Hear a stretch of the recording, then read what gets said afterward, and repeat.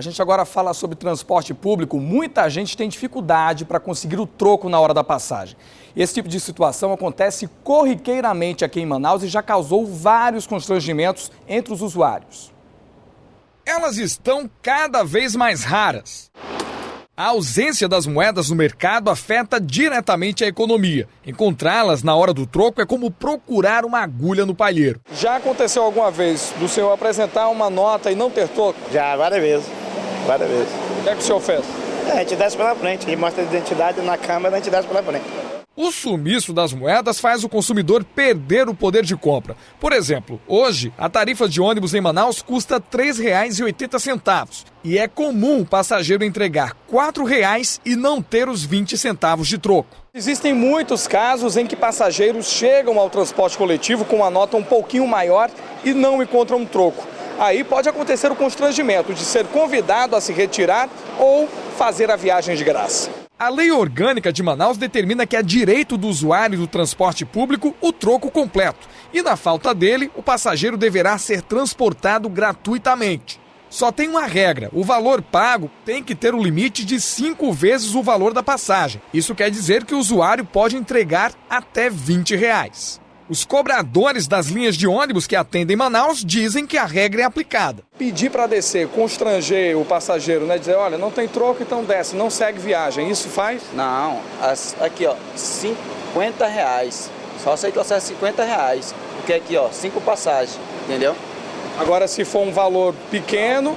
É 20, 10, 5 e tudo desce pela frente. R$4 também eles descem pela frente, porque eles querem 20 centavos de troco também. Mas faz a viagem.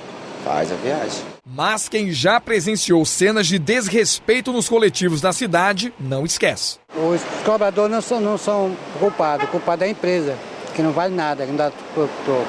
No caso, a culpa é da empresa. É a empresa. O passageiro acaba tendo que descer do ônibus, ele perde uma viagem, ele passa por um constrangimento dentro do veículo ou ele acaba tendo que deixar o dinheiro a mais.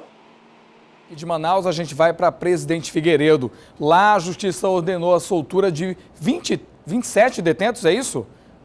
23 detentos do 37º Distrito Integrado de Polícia. Jackson Salvaterra.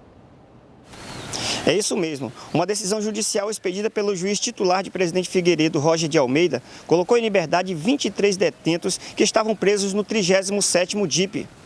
Segundo o delegado, ele não teve por que questionar a soltura desses detentos, mas informou que acatou a decisão judicial. Ele disse ainda que se pelo menos eles não voltassem a cometer crimes, seria muito bom para a população, mas muitos são considerados de alta periculosidade. Inclusive, um dos beneficiados confessou à polícia ter matado o mototaxista no mês passado. Muitos dos que foram beneficiados permanecem em Presidente Figueiredo. Eu volto com você aí no estúdio. Obrigado, Jackson. Denúncias anônimas terminaram na prisão de 4 jovens envolvidos em um tiroteio no bairro São Francisco. Com suspeitos, a polícia encontrou armas utilizadas na ação. Mariana Rocha. Exatamente. Esse tiroteio foi ontem à noite no Beco São Francisco, que fica aqui no bairro Educando, zona sul de Manaus, onde nós estamos nesse momento. Os moradores ficaram em pânico, é claro, ao ouvirem os disparos de arma de fogo e imediatamente chamaram a polícia. Em poucos minutos, homens da Rocan chegaram até esse local, informado pelos moradores do Beco São Francisco, e conseguiram prender os infratores. Mas olha, antes disso, eles foram recebidos a tiros por esses elementos. Uma dessas pessoas ainda chegou a ser atingida aí com um tiro na mão. A gente vê aí a maioria jovens envolvidos, segundo a polícia, com o tráfico de drogas. Eles tinham em mãos pistolas, várias munições, também tinham drogas, tinham balança de precisão, tinham aí vários tipos de entorpecentes, segundo a polícia, né? E essa pistola, que é de uso exclusivo da polícia, estavam nas mãos desses criminosos que já foram presos. Eu volto com você no estúdio. Muito obrigado, Mariana. Agora a gente muda de assunto, vamos falar de coisa boa. Pesquisadores descobriram uma levedura típica da floresta amazônica que ajuda na produção artesanal de cervejas. Veja na reportagem da Samara Maciel.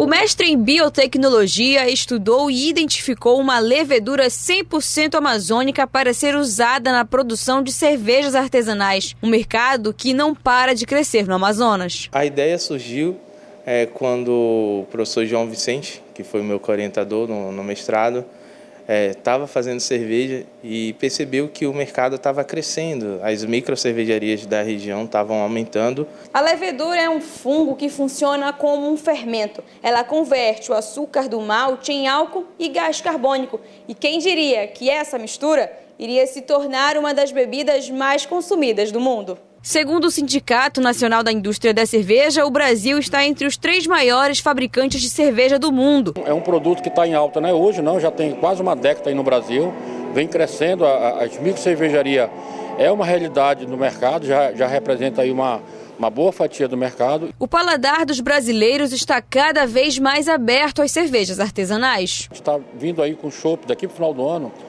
de tucupi com jambu. Olhando para a biodiversidade dos frutos amazônicos, a intenção foi produzir algo com características diferentes e com uma boa qualidade para conquistar todos os amantes da cerveja. Fique agora com o SBT Brasil. Ótima semana para você.